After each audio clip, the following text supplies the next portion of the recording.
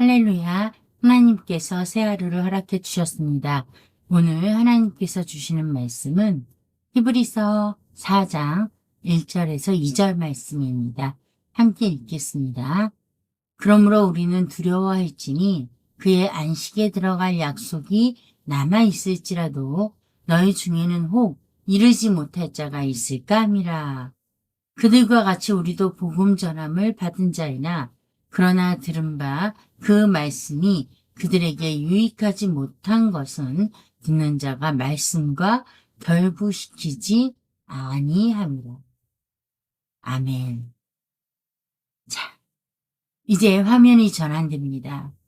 화면이 전환돼서 결국 여러 가지 문제들, 어려움은 믿음이 없어서 결국 그 믿음 때문에 안식에 들어가지 못함을 3장에서 말씀을 하셨어요. 자, 4장 1절은 그러므로 라고 시작이 됩니다. 3장의 모든 말씀이 앞에서 받는 거죠. 그래서 그 말씀을 받고 그렇기 때문에 뭘 해야 돼요? 두려워해야 된다라는. 무엇을요? 믿음이 있는데 무엇을 두려워해요? 그 이유는 뒤에 나오죠. 하나님의 안식의 약속이 남아있다. 이 말은요, 넓게는 살아있는 동안이라고 할 수 있겠지만, 짧게는 앞으로 나올 오늘, 즉 현재예요. 현재 우리가 살아있다는 자체가 들어갈 약속이 남아있다라는 거예요. 지금 내가 어떻게 믿음으로 살 때 약속이 남아있는 거죠. 그런데 그 너희 중에 이르지 못할 자가 있다는 거예요. 믿음으로 살지 않는 자, 그들이 있기 때문에 두려워하라는 거예요. 혼자 가면 안 된다라는 거죠. 내가 정말 믿음이 있는 자라 들어갈 안식의 약속이 나에게 있어서 안식에 들어갈 수 있는 자로 택정받았다 할지라도 그렇지 못한 자들 때문에 두려워하고 안타까워해야 한다는 것입니다. 2절에 뭐라고 말씀을 하고 있어요? 그들과 같이 우리도 복음 전함을 똑같이 받았다는 거예요. 복음 전함을 그들도 받았고 믿음이 있는 자, 믿음이 없는 자 모두 받았다는 거예요. 그런데 왜 믿음이 없느냐?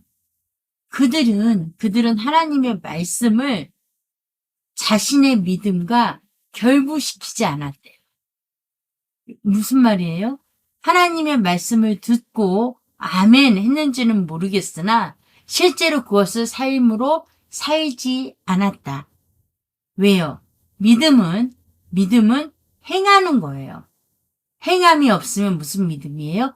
죽은 믿음이라고 야고보서는 분명하게 저와 여러분에게 가르쳐주고 있잖아요.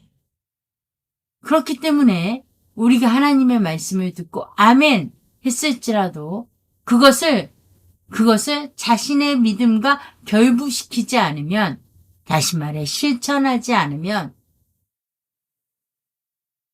그의 안식에 들어갈 약속이 남아있다 할지라도 그곳 안식에 이르지 못하는 안타까운 일이 생긴다라는 것입니다. 현재 이 말씀들을 듣고 있는 유대인들, 유대 그리스도인들 뿐만이 아닙니다.